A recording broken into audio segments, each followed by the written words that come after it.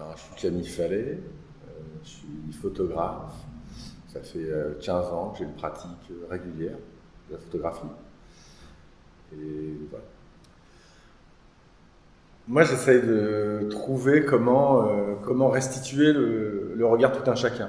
En même temps, je ne dis pas que je fais les photos que tout le monde pourrait faire, mais j'essaye de trouver le point de vue qui me semble le point de vue le plus standard, qui est un peu le titre de l'expo.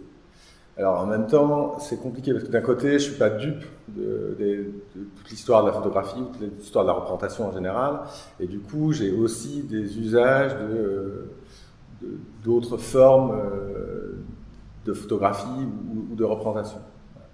Donc j'essaye de marier une pratique entre une expérience de terrain et en même temps un travail plutôt référentiel par rapport à d'autres travaux existants.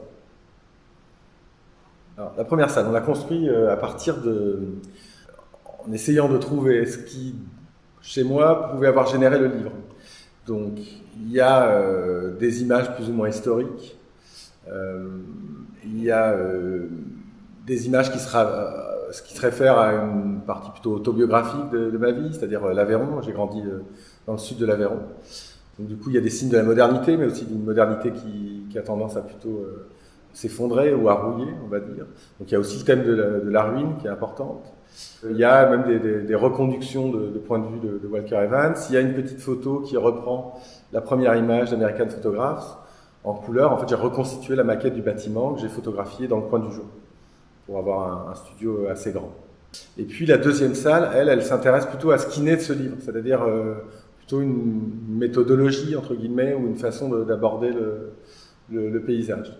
Donc il y a un travail qui m'a été commandité sur Bordeaux. Donc il y a un extrait de ce travail par la métropole de Bordeaux pour la Biennale d'architecture Agora.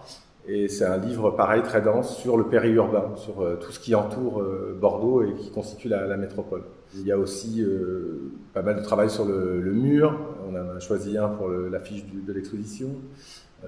Et puis l'exposition se termine par 4 grandes fleurs qui sont des molènes, qui sont des fleurs qu'on retrouve à peu près partout. On les retrouve surtout au milieu des autoroutes maintenant.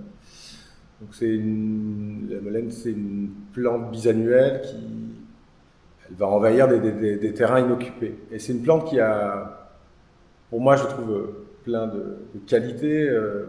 D'abord, il y a des grandes molènes, ça varie entre 1,50 m et 2,40 m de hauteur. Et c'est aussi, je pense, à travers ce travail, ça amène un peu un changement par rapport à une pratique plus de la chambre. C'est-à-dire que j'ai commencé à beaucoup plus photographier en format portrait, vertical, et avoir plus un rapport d'altérité avec le sujet et un rapport beaucoup plus sculptural à l'image. Les écrans, alors donc j'ai fait une résidence à Glasgow l'été dernier, et Glasgow, j'ai fait une résidence assez courte, donc il fallait agir assez rapidement pour produire une œuvre. Mais ce que révèlent peut-être plus les films, c'est la manière que j'ai de photographier. Voilà. Parce que en fait, c'est du montage de photographie très rapide, c'est une espèce de diaporama très rapide, un peu comme une forme de proto-cinéma.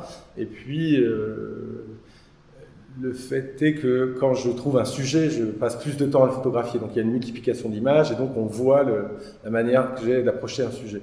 Et j'ai essayé de garder à peu près 100% des images. Il y a quelques images que j'ai enlevées pour des raisons plus techniques.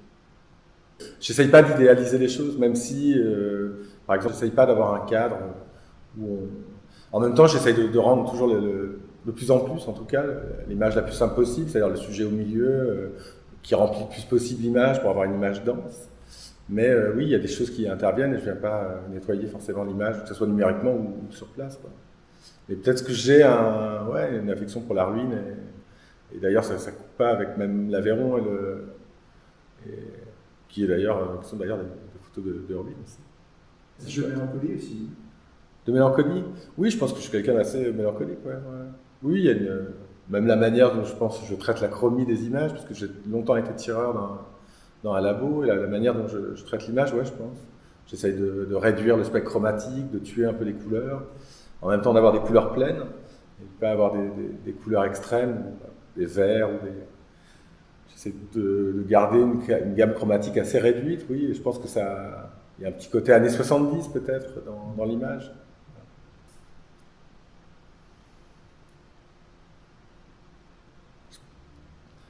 Je pense que je ne suis pas un artiste conceptuel dans un sens. C'est-à-dire, je pense que c'est un travail sensible. Et je pense qu'en même temps, j'essaye de faire. Effectivement, ce pas des sujets forcément très. Qui font appel, ou je ne sais pas comment on pourrait dire, qui sont très séducteurs. Mais en même temps, je pense que les images sont soignées et il y a une attention portée aux choses qui, j'espère, fait la qualité de l'exposition, quoi.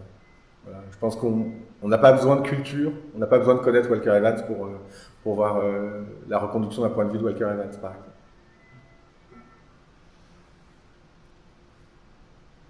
Remake. Voilà. Remake, il y a un extrait d'un film de De Palma.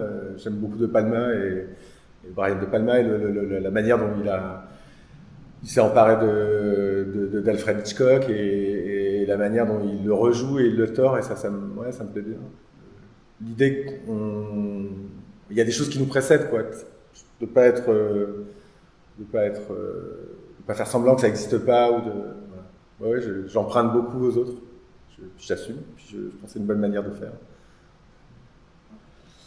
Bon, un gars sympa. Je sais pas.